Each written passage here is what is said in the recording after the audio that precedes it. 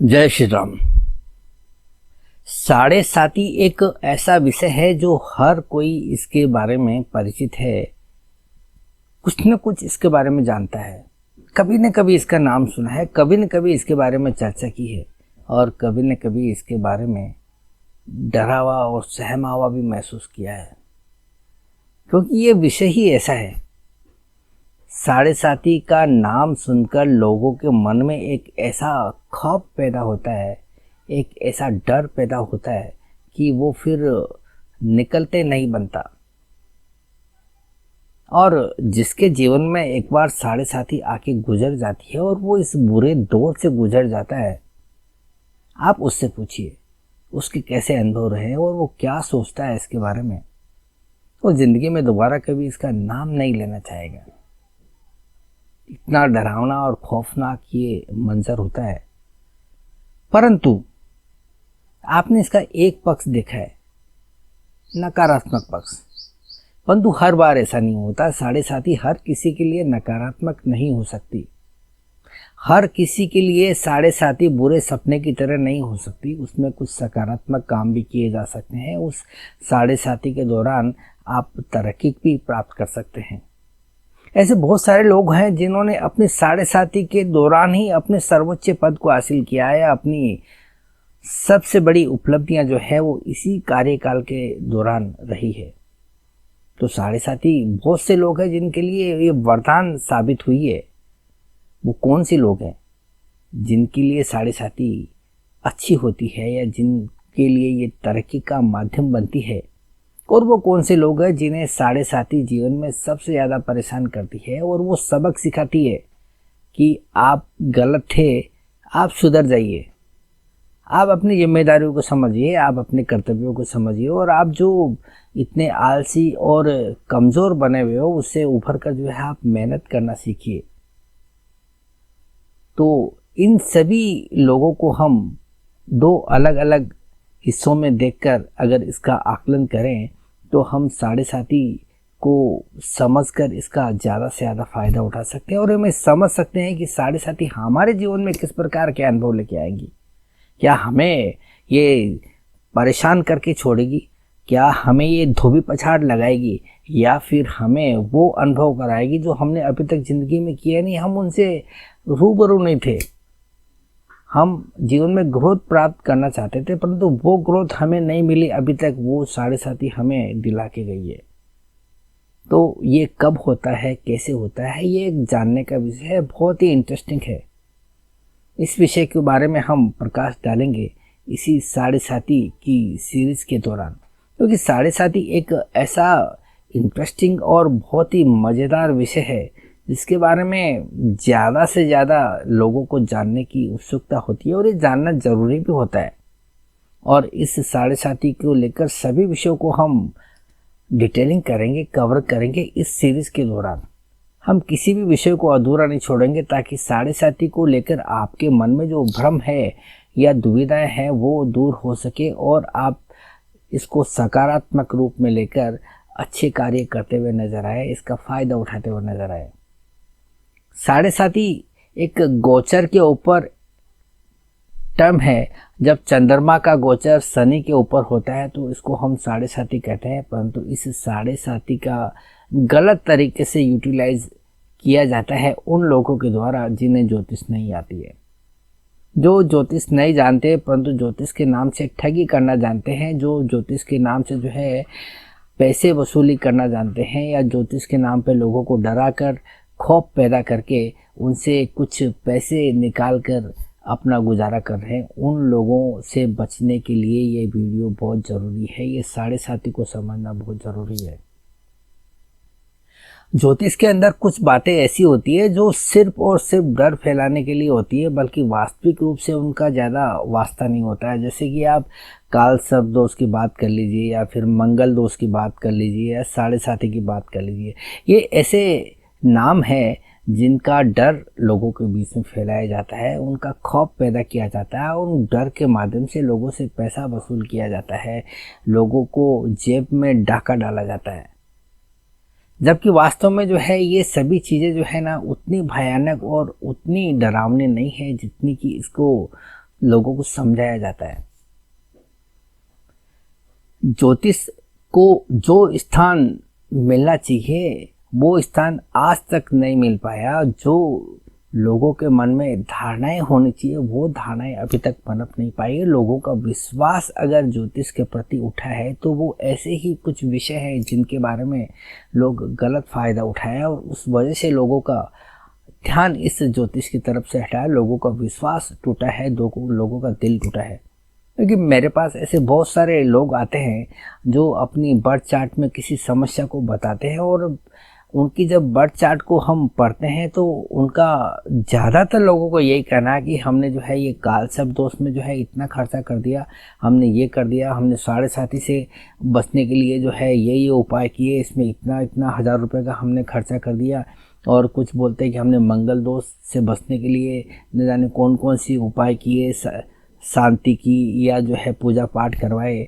और ये लोग जो है एक पिटकर पैसा का नुकसान कर जब किसी जानकार लोगों के पास से पहुंचते हैं तो फिर उन्हें जब ये मालूम चलता है कि अरे ये तो नॉर्मल बात है, इसमें कुछ ऐसी विशेष बात ही नहीं है जिससे इतना डरा जाए या इतना घबराया जाए। अगर इसको साधारण तरीके से लिया जाए, इसके जो सिग्निफिकेशन है, इसके जो कारकत्व है शनि के या चंद्रमा के, उनमें किस तरह से जो है कॉम्बिनेशन बिठा के किस तरह से जो है हम कार्य करते चलें, हमारी कार्य पद्धति को बदल लें, हमारी सोच को बदल लें, तो हम हमारी नीतियों को बदल लें या फिर हम जिम्मेदारियों को समझ लें या कर्तव्यों को समझ लें, तो किस प्रकार से हम इस बुरे समय को भी बड़ी आसानी के साथ में निकाल सकते हैं। और ओवरऑल जो है हर किसी के लिए 7.5 जो है समान तरह के रिजल्ट नहीं लेके आती है। किसी के लिए जो है तकलीफ का कारण होता है तो उसके भी कुछ अपने रीज़न होते हैं और वो रीज़न को बर्थ चार्ट के अंदर पढ़ना होता है कि ऐसा पर्टिकुलर किसी व्यक्ति के साथ में ही क्यों नहीं हो रहा है, क्यों हो रहा है।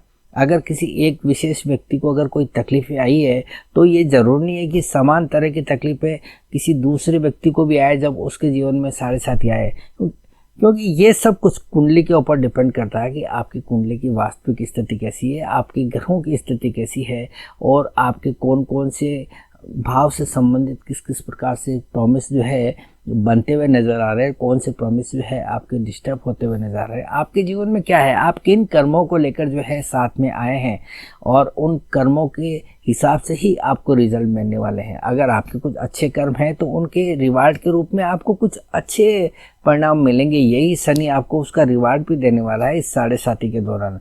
और अगर पेंडिंग कर्म लेके आए, कुछ बुरे कर्म करके आए तो फिर उनका फल भी जो है यही भुगतना पड़ेगा। शनि जो है एक कर्म का कारक ग्रह है, एक न्याय का कारक ग्रह है, वो आपको पनिश जरूर करेगा अगर कोई अच्छे कर्म किए। तो हमारे कर्म किस प्रकार के हैं, उन्हें किस तरह से रीड करना है, यह पूरी तरह से एक ज्योतिष का विषय है। और ज्योतिष का विषय होने के कारण हमें ज्योतिष का ज्ञान होना चाहिए, उसे समझना ज़रूरी है कि किस प्रकार से हम अपने कर्मों के आधार पर जो है अपना जीवन जी सकते हैं। और 7.5 के दौरान यही कर्म हमें सबसे ज़्यादा प्रभावित करते हैं। इसलिए हमें किस प्रकार से कुंडली को देखना है, 7.5 को किस प्रकार से पढ़ना है और उसका आकलन किस प्रकार से करना है। और वैसे भी मान लिया जाए कि अगर 7.5 सभी के लिए जो है एक तरीके नहीं है, किसी पर्टिकुलर व्यक्ति के जीवन में एक बुरा सपना जो है की तरह ये आती है, तो ये भी ज़रूर नहीं है कि पूरे 7.5 साल जो है उसको एक तरीके ही परिणाम देखने को मिले। 2.5 साल की जो 3 टर्म होते हैं, इन 3 टर्म में से एक 2.5 साल का एक पीरियड हम मान के चलते हैं कि ये पीरियड जो है ये व्यक्ति के जीवन में तकलीफ है और इस तरह की तकलीफ आएगी। परंतु उस 2.5 साल के पीरियड में भी व्यक्ति को जो है अलग अलग तरह के अनुभव होते हैं। उसमें से कुछ समय ऐसा रहेगा जब आदमी को पीड़ा होगी, तो कुछ समय ऐसा रहेगा जब नॉर्मल जाएगा, और उसमें से भी कुछ पीरियड ऐसा रख सकता है जब इसमें व्यक्ति की ग्रोथ हो सकती है।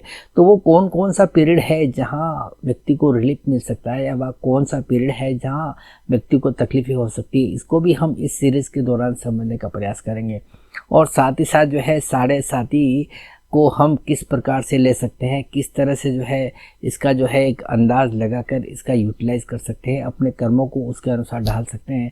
इन सभी विषयों को हम इसी सीरीज़ के अंदर इस्तेमाल करने वाले हैं, सीखने वाले हैं, ताकि हम ये आपको समझाना चाहते हैं कि आप में से कोई भी जो इस दौरान इस विषय को लेकर जो है घबराहट मन में लिए हुए हैं, उनके मन से ये डर निकल जाए और बड़ी आसानी के साथ में जो है जीवन जी सके और अपने समय को जो है एंजॉय कर सके। तो इस विषय को लेकर ये हम पूरी डिटेलिंग करेंगे इस सीरीज़ के दौरान, और इस सीरीज़ का ये पहला वीडियो मैं आज आपके लिए लेकर आया हूँ, जिसके अंदर हम ये समझेंगे कि साढ़े साथी क्या होती है और ये किस प्रकार से जो है जीवन में व्यक्ति के एंट्री करती है, और ये कितने जो है समय तक रहती है, और हम इसको किस प्रकार से देख सकते हैं। इसके साथ ही जो है ना, इसमें पहले टर्म जो 2.5 साल का होता है उसमें किस प्रकार के रिजल्ट मिलते हैं, सेकंड टर्म में किस प्रकार के मिलते हैं, और थर्ड टर्म में किस प्रकार से मिलते हैं, और इसका जो है काम करने का जो है तरीका क्या होता है, इसकी फंक्शनिंग क्या है, इनके बारे में हम आज समझने का प्रयास करेंगे। और जैसे जैसे ये सीरीज़ आगे बढ़ेगी आपको कुछ न कुछ इसके दौरान जो है नया नया सीखने को मिलेगा, नई नई चीज़ें जानने को मिलेंगी, ताकि आप जो है इसका डर मन से निकाल सकें और अपना सामान्य जीवन जी सकें। तो हम चाहते हैं कि आप इस सीरीज़ में बने रहिए, और इस सीरीज़ में बने रहने के लिए आपको बहुत सारे वीडियो देखने पड़ेंगे, और इसे देखने के लिए आप चैनल को सब्सक्राइब कीजिए और बेल आइकॉन का बटन ज़रूर हिट कर दीजिए, ताकि आने वाले हर वीडियोस की नोटिफिकेशन आपको समय समय पर मिलती रहे। क्योंकि ज्योतिष से संबंधित नॉलेजेबल वीडियो या इंफॉर्मेटिव वीडियो मैं आपके लिए लगातार अपलोड करते रहता हूँ, और आप यदि सब्सक्राइब करते हैं तो प्रेरणा मिलती है अच्छा वीडियो बनाने के लिए, मेहनत करने के लिए। और यदि आप में से कोई भी किसी भी समस्या पर मुझसे ज्योतिष को लेकर मुझसे चर्चा करना चाहें, या फिर मुझसे किसी समस्या का समाधान चाहते हैं, या मुझसे कंसल्टेंसी चाहते हैं, तो मुझे नीचे दिए हुए नंबरों पर कॉल कर सकते हैं या डायरेक्ट मैसेज कर सकते हैं। और यदि आप मुझसे ज्योतिष सीखना चाहें तो भी मुझसे संपर्क कर सकते हैं। मैं आपको जो है हर विषय को जो है क्लियर करना चाहूँगा अपने संपर्क के द्वारा। तो अब हम आते हैं आज के विषय की ओर, और साढ़े साथी के बारे में समझने का प्रयास करते हैं कि साढ़े साथी जो है क्या होती है, और किस प्रकार की स्थितियों में हमें किस प्रकार के जो है रिजल्ट मिलते हैं। तो आइए हम इसे समझने का प्रयास करते हैं। अब सबसे पहले हम ये समझेंगे कि साढ़े साथी को हम कुंडली में किस प्रकार से देख सकते हैं। देखिए, साढ़े साथी जो होती है वो पूरी तरह से गोचर पर आधारित होती है। इसमें दो ग्रहों का आपस में संबंध स्थापित होता है गोचर के द्वारा। चंद्रमा जब शनि के गोचर से प्रभावित होता है तो उसे साढ़े साथी हम कहते हैं, और इसकी शुरुआत होती है चंद्रमा के 12वें घर से। चंद्रमा के 12वें घर में जब शनि का गोचर आता है तो साढ़े साथी की शुरुआत मानी जाती है। आप यहाँ इस बर्थ चार्ट में देख पा रहे हैं कि चंद्रमा कुंडली की मीन राशि के अंदर स्थित है, यानी कि कुंडली के तीसरे घर में आप चंद्रमा को देख रहे हैं, मीन राशि का। तो चंद्रमा का 12वां घर हुआ यहाँ पर दूसरा घर, और इस दूसरे घर के अंदर हमें कुंभ राशि दिखाई दे रही है, और अभी इस समय शनि कुंभ राशि के अंदर गोचर कर रहा है। तो इसका मतलब ये हुआ कि शनि का गोचर चंद्रमा के 12वें घर में आया है, और यहीं से साढ़े साथी की शुरुआत होती है। शनि एक राशि के अंदर 2.5 साल तक रहता है, और इसे हम जो है पहली ढैया कहते हैं। अब शनि इसके बाद में आगे बढ़ता हुआ जो है मीन राशि के अंदर आएगा, यानी कि चंद्रमा के ऊपर गोचर करेगा। तो यहाँ पर भी शनि जो है 2.5 साल तक रहेगा, और ये 2.5 साल की जो है दूसरी टर्म होगी, इसे हम दूसरी ढैया कहेंगे। अब 2.5 साल तक यहाँ रहने के बाद में शनि और आगे बढ़ेगा, और यहाँ पर मेष राशि के अंदर आएगा, यानी कि चंद्रमा से दूसरे घर में। तो यहाँ पर भी ये 2.5 साल रहेगा। 2.5 साल की जो है ये तीसरी टर्म होगी, इसे हम तीसरी ढैया कहते हैं। तो 2.5 प्लस 2.5 प्लस 2.5, ये जो 3 राशियों के अंदर शनि का गोचर होगा, तो ये टोटल 7.5 साल का होगा, और इसी 7.5 साल के समय को हम साढ़े साथी के नाम से जानते हैं।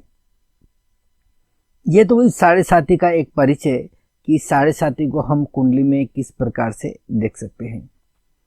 अब यहाँ बात आती है कि साढ़े साती का मतलब क्या होता है, इसके प्रभाव को हम किस प्रकार से आकलन कर सकते हैं। तो यहाँ पर देखिए, शनि का गोचर यहाँ पर चंद्रमा को प्रभावित करता है और यहाँ पे दो ग्रहों का आपस में गोचर के द्वारा संबंध स्थापित होता है, चंद्रमा और शनि। और यहाँ अगर दोनों के ही कारकत्व को हम देखें तो दोनों के कारकत्व एकदम अलग प्रकार के हैं। जहाँ पर चंद्रमा मन और मस्तिष्क का कारक है, मन की शांति का कारक है, शीतलता का कारक है, शांतता का कारक है, वहीं पर शनि दुख तकलीफों का कारक है, पीड़ाओं का कारक है, मेहनत करवाता है और साथ ही साथ जो है जिम्मेदारियों का बोझा डालता है। तो जब व्यक्ति के मन और मस्तिष्क पर जिम्मेदारियों का बोझा पड़ेगा, व्यक्ति को हार्ड वर्किंग करना पड़ेगा, परिश्रम करना पड़ेगा, तो उसका मन व्यतीत होगा, मन के अंदर जो है दुख और तकलीफें आएंगी, व्यक्ति पीड़ा का अनुभव करने लगेगा, व्यक्ति चिंता मुक्त रहने लगेगा। क्योंकि जब जिम्मेदारियां आती है तो व्यक्ति को जो है अचानक ही जो है ज़्यादा परिश्रम करना पड़ता है और अचानक परिश्रम के कारण व्यक्ति की मन की जो शांति होती है वो भंग होती है। कहीं न कहीं व्यक्ति की मस्तिष्क यहाँ पर जो है प्रभावित होता है और मस्तिष्क जो है चिंताओं के अंदर डूबने लगता है, व्यक्ति व्यथित रहने लगता है, दुखी रहने लगता है। चंद्रमा यहाँ माँ का भी कारक है, तो माँ को भी यहाँ पर तकलीफें देखने को मिलती है, ऐसा आप कह सकते हैं। और चंद्रमा जो है भावनाओं को रिप्रेजेंट करता है, व्यक्ति के इमोशन किस प्रकार के हैं ये हम चंद्रमा से देखते हैं। और जब यहाँ शनि गोचर करता है तो शनि को किसी प्रकार की भावनाओं से किसी प्रकार का कोई मतलब नहीं होता है।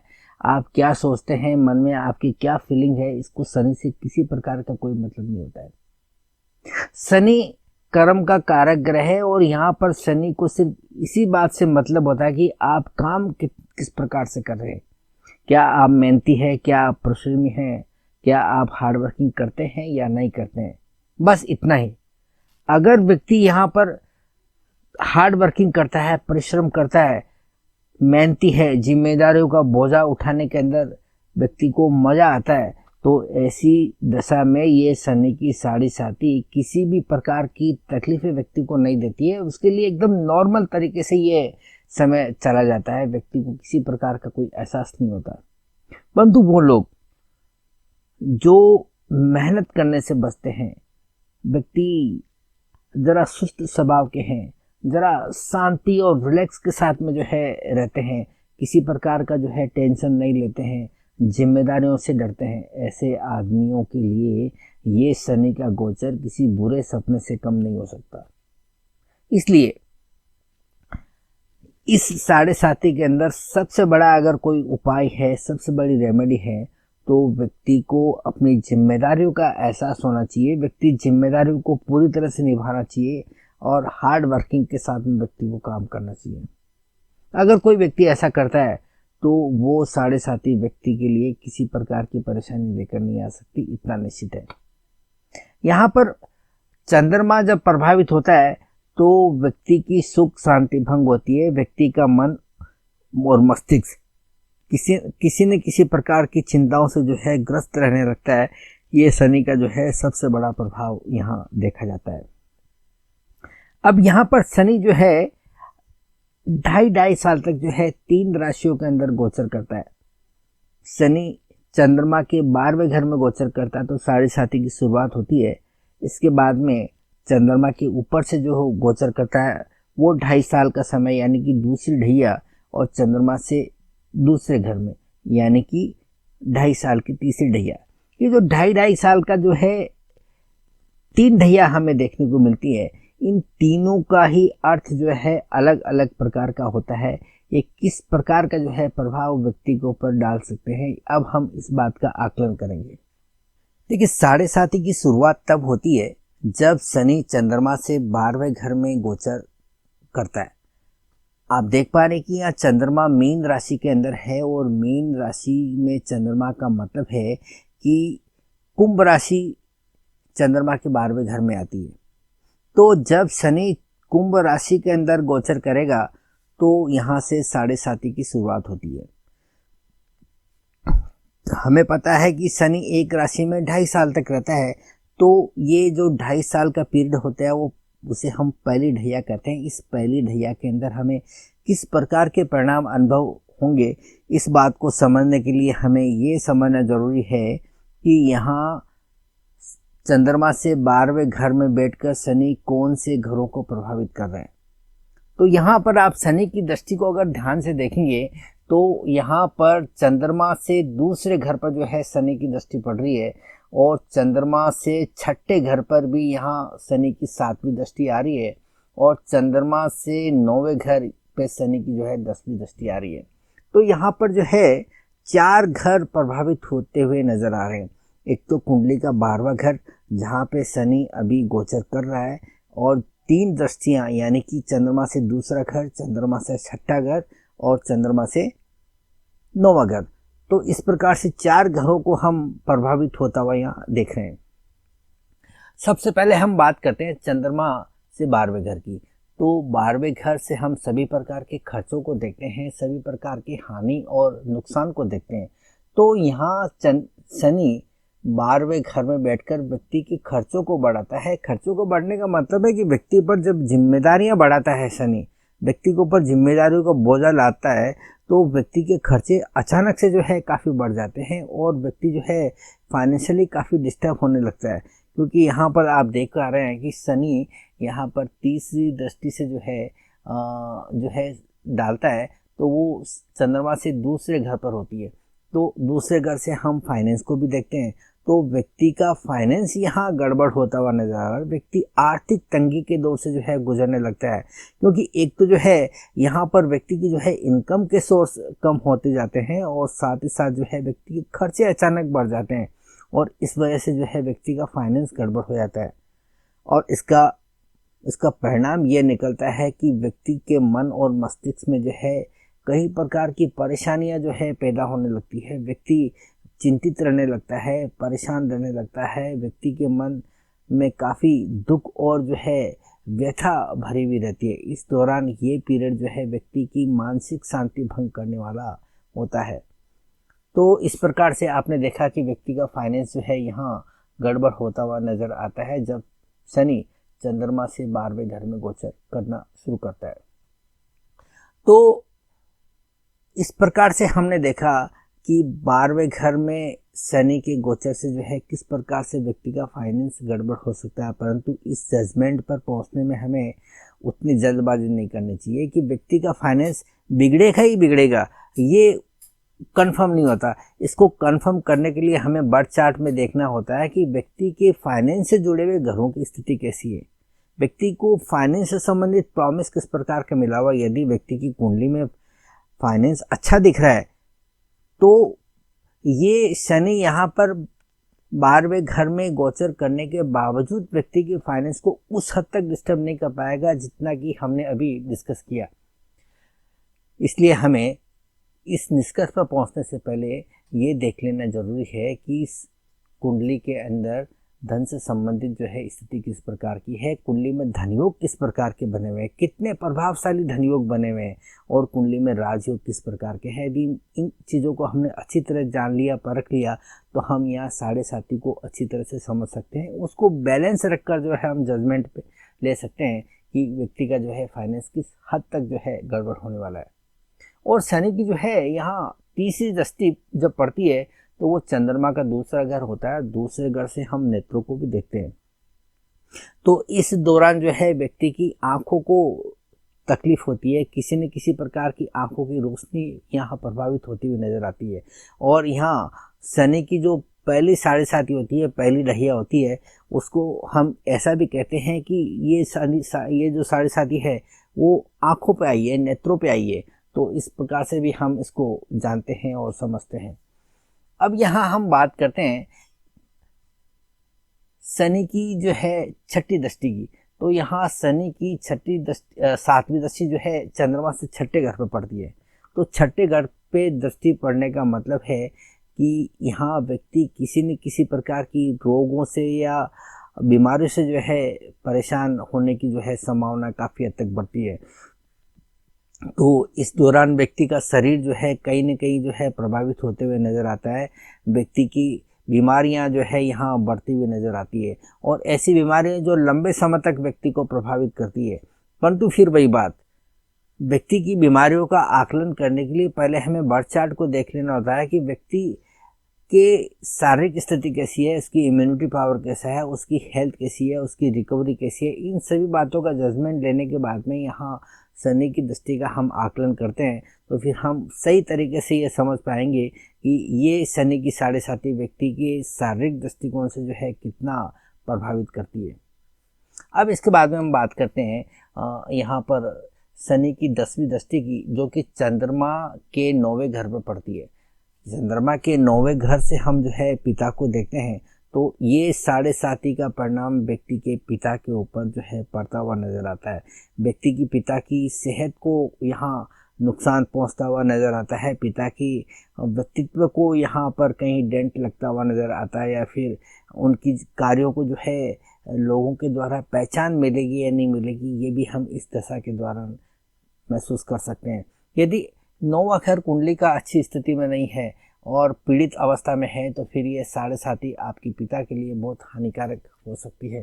ठीक इसी प्रकार से आपके चंद्रमा जब यहाँ प्रभावित होता है शनि से, तो चंद्रमा से हम माँ को देखते हैं, तो यहाँ माँ की सेहत को लेकर या माँ से संबंधित किसी भी प्रकार की समस्या यहाँ हमें नज़र आती है, जिसको हम कभी नज़रअंदाज नहीं कर सकते।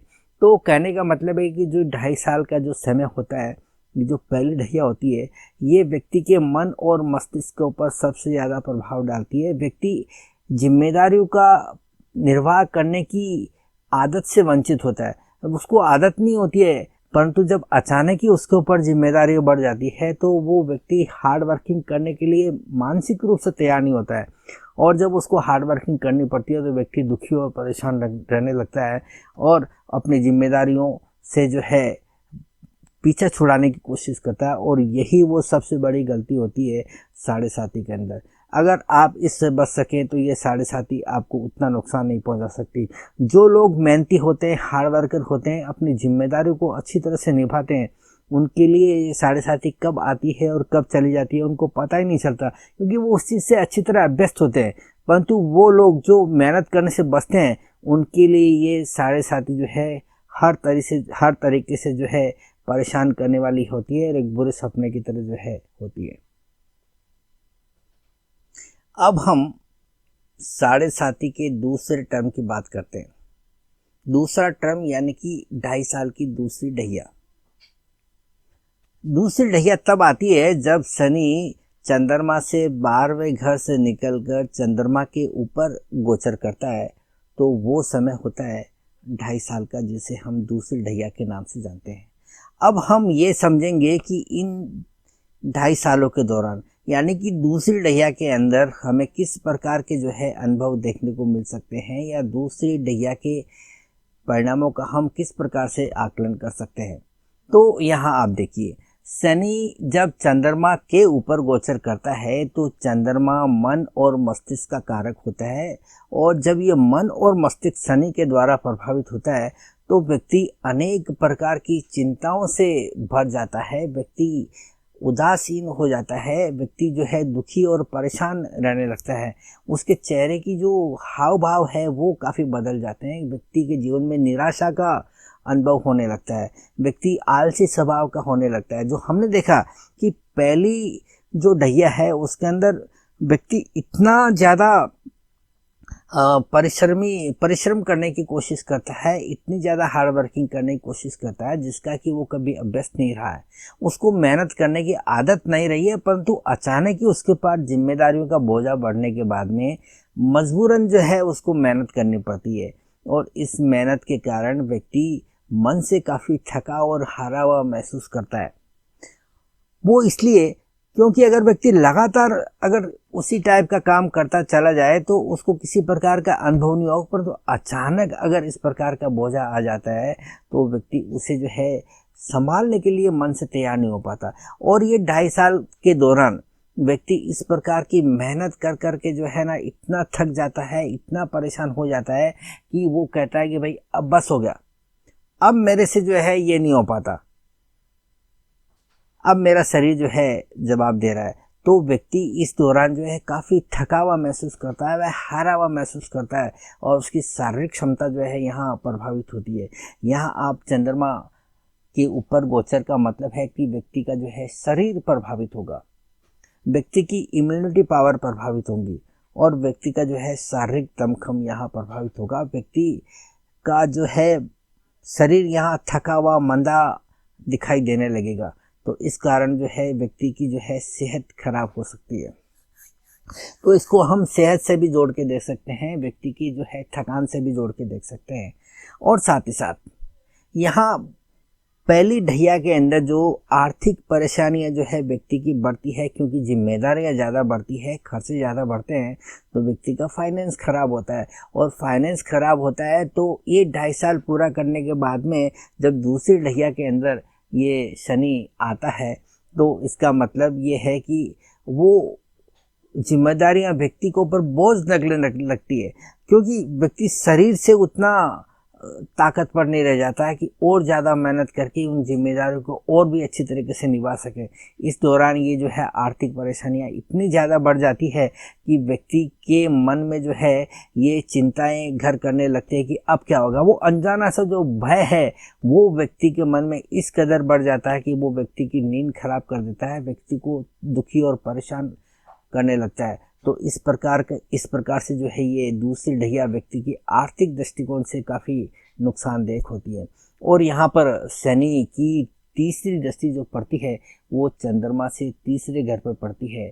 इसका मतलब ये है कि व्यक्ति को यहाँ अथक प्रयत्न करना पड़ेगा, जी तोड़ के मेहनत करना पड़ेगा, तभी आप जो है इस समय को अच्छी तरह से निकाल सकते हैं। अदरवाइज ये आपके लिए बहुत परेशानी का सबब बनने वाला है। यहाँ आप देखेंगे कि शनि की जो 7वीं दृष्टि है वो चंद्रमा से 7वें घर पर पड़ती है। तो यहाँ 7वें घर पर दृष्टि पड़ने का मतलब है कि व्यक्ति का जो वैवाहिक जीवन है वो भी यहाँ अछूता नहीं रहेगा। यहाँ व्यक्ति के विवाह से संबंधित, रिलेशन से संबंधित कई समस्याएं जो है उभर के आती है। पत्नी से जो है कले क्लेश जो है होने लगता है, वाद विवाद होने लगता है, ये भी एक बहुत बड़ी परेशानी बनकर आती है। और साथ ही साथ जिन लोगों के साथ में लगातार संबंध बना हुआ था, जो जान पहचान के लोग थे, जिनसे सहयोग मिलने की अपेक्षा होती है, वो लोग जो है साथ छोड़कर चले जाते हैं और उनका जो है उसका जो बुरा अनुभव है वो व्यक्ति को जो है काफ़ी दुख पहुंचाता है। क्योंकि जिन लोगों से अपेक्षाएं होती है उन लोगों से जो है अपेक्षाएं पूरी नहीं होती, अपेक्षाएं भंग होती है, उनसे तकलीफें होने लगती। तो ये भी एक बहुत बड़ा सेटबैक होती है, व्यक्ति काफ़ी निराशा की गर्त में चला जाता है। और यदि व्यक्ति किसी कारोबार के अंदर किसी पार्टनरशिप में है तो पार्टनरशिप भी जो है धोखा मिलने की काफ़ी हद तक संभावनाएं रहती है। लोगों के द्वारा जो है चीट करने की जो है संभावनाएं इस दौरान काफ़ी बनी हुई रहती है।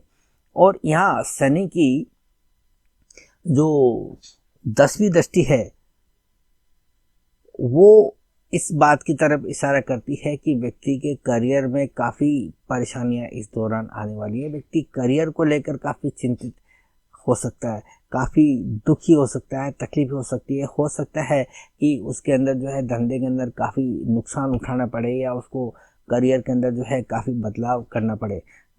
तो अगर वो नौकरी में है तो उसको नौकरी के अंदर भी कई तरह की जो है समस्याएं उत्पन्न हो सकती है जो उसने कभी अनुभव नहीं की।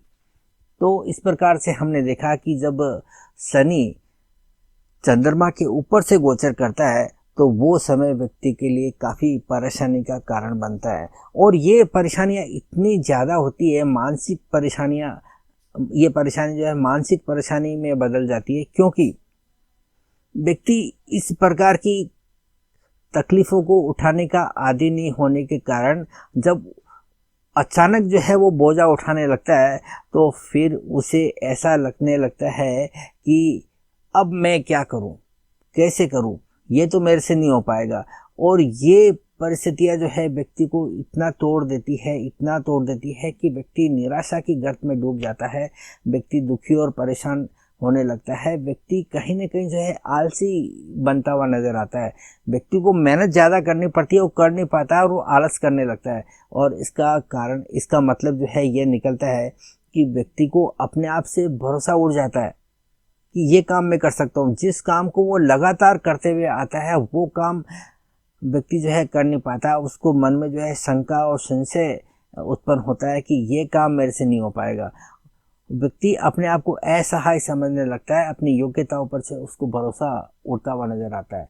तो इस प्रकार से हम दूसरी ढैया को समझ सकते हैं। और ये दूसरी जो ढैया होती है ये पेट के ऊपर आती है, और इसे पेट के ऊपर यानी कि उदर के ऊपर आई हुई ढैया कहते हैं। तो इस प्रकार से देखा कि दूसरी ढैया में हमें किस प्रकार के परिणाम मिल सकते हैं। इस साढ़े शादी के दो ढैया का हम आकलन कर चुके हैं। जब शनि चंद्रमा से 12वें घर में गोचर करता है वो 2.5 साल का टर्म, और जब शनि चंद्रमा के ऊपर करता है वो 2.5 साल का टर्म, यानी कि 5 साल का टर्म बीतने के बाद में जब शनि चंद्रमा से दूसरे घर में आता है तो इसका मतलब है कि 5 साल से लेकर 7.5 साल के बीच में ये तीसरी ढैया का प्रारंभ होने जा रहा है। अब इस तीसरी ढैया के अंदर व्यक्ति को किस प्रकार के रिजल्ट देखने को मिलेंगे, अब हम इन्हें समझने का प्रयास करेंगे। देखिए, शनि यहाँ पर चंद्रमा से दूसरे घर के अंदर गोचर कर रहा है, तो यहाँ दूसरा घर प्रभावित होता है। तो हम दूसरे घर को समझने का प्रयास करेंगे कि दूसरे घर से संबंधित हमें किस प्रकार के नेगेटिव परिणाम देखने को मिल सकते हैं। दूसरे घर से हम फैमिली को देखते हैं, दूसरे घर से हम वाणी को देखते हैं। तो हमें इन दो चीजों को समझना होगा। देखिए, ये व्यक्ति के जो 5 साल साढ़े साथी के बीते हैं, इस साढ़े साथी के 5 सालों के दौरान व्यक्ति अनेक प्रकार के अनुभवों से गुजरता है, अनेक प्रकार की दुख तकलीफों से गुजरता है। उसके मन के अंदर इतना आक्रोश आ जाता है कि उसे लगता है कि कोई भी मेरा अपना नहीं है, सभी लोग अपने जो है स्वार्थ के पीछे भागते हैं और किसी न किसी प्रकार की जो है वो तकलीफों के अंदर जो है घिरा हुआ पाता है।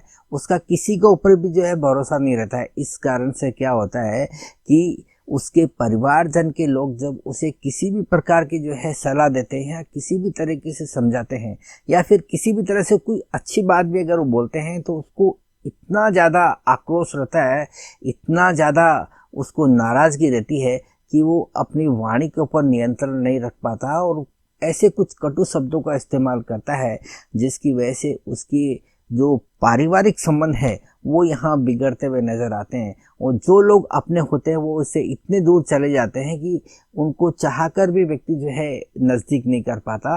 तो इस प्रकार से जो है व्यक्ति के लिए काफ़ी परेशानियाँ पैदा होती है।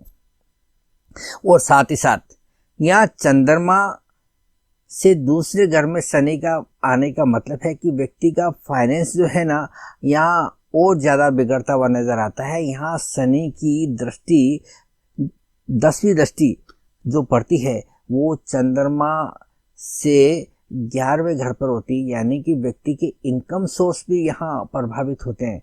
व्यक्ति जितनी ज़्यादा मेहनत करता है उस मेहनत के नतीजे उसको उस तरीके से नहीं मिल पाते और व्यक्ति अपने आप में जो है कुंठित महसूस करने लगता है कि यार मैं जितनी मेहनत करता हूँ उतना मुझे फ़ायदा क्यों नहीं हो पा रहा। मैं 1 रुपए की मेहनत करता हूँ तो मुझे 50 पैसा मिलता है और उसी के अंदर संतोष करना पड़ता है। ये एक बहुत बड़ी दुविधा की स्थिति होती है। तो व्यक्ति मेहनत करने के बावजूद व्यक्ति का फाइनेंस उतना जो है बढ़ नहीं पाता है, ये भी एक बहुत चिंता का विषय होता है। और साथ ही साथ जो है इस चंद्रमा से चौथे घर पर शनि की जो है तीसरी दृष्टि पड़ती है, यानी कि चौथा घर यहाँ प्रभावित होता है। तो चौथे घर से हम सभी प्रकार के सुख संसाधनों को देखते हैं, व्यक्ति की मन की शांति को देखते हैं, घर के वातावरण को देखते हैं। तो यहाँ पर जब चौथे घर पर शनि की दृष्टि पड़ती है तो इसका मतलब ये हुआ कि व्यक्ति की जो सुख शांति है यहाँ भंग होती है। व्यक्ति के घर का जो वातावरण है वो इतना बिगड़ जाता है कि व्यक्ति अपने आप को जो है काफ़ी असहज महसूस करने लगता है। परिवार के अंदर उसका कलह होने लगता है, वाद विवाद होने लगता है। छोटी छोटी बातों पर जो है वो सबकी नाराज़गी मोल लेता है और सब लोग जो है उसे दूर दूर रहने लगते हैं। तो ये भी एक बहुत बड़ी परेशानी का कारण होता है। और साथ ही साथ शनि की 7वीं दृष्टि जिस घर पे पड़ती है वो चंद्रमा से 8वां घर होता है, यानी कि इस दौरान जो है व्यक्ति के जीवन में परेशानियां ज़्यादा आने वाली है, अनवांटेड प्रॉब्लम ज़्यादा आने वाली है, क्योंकि 8वें घर से हम सभी प्रकार की परेशानियों को देखते हैं। और जब 8वां घर शनि की दृष्टि में आता है तो इसका मतलब व्यक्ति इस प्रकार की परेशानियों के अंदर उलझा रहेगा कि एक परेशानी गई कि फिर दूसरी आने को तैयार रहती है। तो इस प्रकार एक के बाद एक परेशानियों के कारण व्यक्ति जो है टूटता हुआ नजर आता है, वो अपने आप को ऐसा ऐसा महसूस करने लगता है। और ये जो साढ़े साथी होती है, साढ़े साथी की जो तीसरी ढैया होती है वो व्यक्ति के पैरों के अंदर आती है, ऐसा हम कहते हैं, यानी कि बस ये लास्ट है। इसके बाद में जो है ना ये साढ़े साथी जो है खत्म होने को आती है। तो इस प्रकार से हमने शनि की साढ़े साथी को समझने का प्रयास किया कि इस साढ़े साथी के दौरान व्यक्ति को किस प्रकार की तकलीफें आ सकती है, किस प्रकार से व्यक्ति को जो है मानसिक तनाव की दृष्टि से जो है गुजरना पड़ता है, व्यक्ति की शारीरिक क्षमता किस प्रकार से प्रभावित होती है, व्यक्ति की आर्थिक स्थिति किस प्रकार से प्रभावित होती है, व्यक्ति के रिलेशन किस तरह से प्रभावित होते हैं। परंतु इन सब का आकलन हम करें इससे पहले हमें जो है बर्थ चार्ट का आकलन करना होता है कि बर्थ चार्ट की वास्तविक स्थिति कैसी है। अगर बर्थ चार्ट हमें अच्छा मिला है तो फिर इनका प्रकोप हमें उस तरह का देखने को नहीं मिलेगा जिस तरह का हमने अभी वर्णन किया। परंतु अगर बर्थ चार्ट के अंदर किसी प्रकार की प्रॉब्लम दिखाई देती है तो वो प्रॉब्लम आपको यहाँ इस साढ़े साथी के दौरान जो है प्रबल रूप से जो है रिजल्ट देके जाएगी और उसके जो है अनुभव आपको जो है यहाँ स्पष्ट रूप से देखने को मिलेंगे। तो इसमें जो है बहुत सारे फैक्टर काम करते हैं कि साढ़े साथी का कब जो है हमें अच्छा प्रभाव देखने को मिलता है, कब जो है इसके अंदर हमें रिलीफ देखने को मिल सकती है। इसके हम अलग अलग दृष्टिकोण से जो है इसका आकलन करना चाहेंगे, परंतु आज की वीडियो में हम इसको यहीं तक सीमित रखेंगे और नेक्स्ट वीडियो में हम साढ़े साथी के इस विषय को कंटिन्यू रखेंगे, जिसके बारे में हम और ज़्यादा अच्छी तरह से जो है इसको समझने का प्रयास करेंगे, इसके विभिन्न पहलुओं को समझने का प्रयास करेंगे। तो आज के लिए इतना ही, इजाज़त चाहूँगा। मिलते हैं अगले वीडियो में और अधिक जानकारी के साथ में।